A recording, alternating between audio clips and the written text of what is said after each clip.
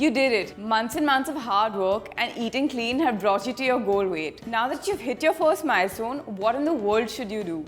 Should you continue the same training plan, follow the same diet, or should you go back to your old eating habits? In most cases, we tend to trot down the easiest route. I mean, we've lost weight, right? So one piece of chocolate turns into 3, then 6, and then an entire bar. Rare cheat meals turn into cheat days. We stop thinking about what we should eat and our diet goes for a toss.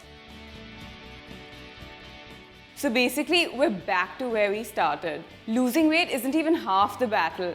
The real struggle begins with maintaining it. We're all born with a certain number of fat cells. Till our early 20s, these numbers slowly increase and then remain somewhat constant. When we lose weight, we think we're actually burning away these fat cells, when in reality, they're just shrinking. If we feed them incorrectly, these cells will expand again, which is why you have to work that much harder once you've lost weight to tame these cells. Having said that, there's some key differences between losing weight and maintaining it. The first one is the duration. Maintenance is a long-term goal as opposed to weight loss, which is short-term. The next one is speed. Maintenance is a slow process where you improve gradually.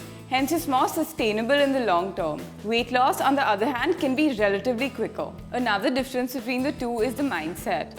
When you're trying to lose weight, you constantly feel deprived. On the other hand, when you're trying to maintain it, you constantly feel persistent. Lastly, we've got the diet. You know how when you're trying to lose weight, you constantly feel deprived because you have to eat much less than you burn? While trying to maintain it, it's a lot more sustainable because you can eat just as much as you burn. Long story short, keep switching up as far as your exercise regimen goes.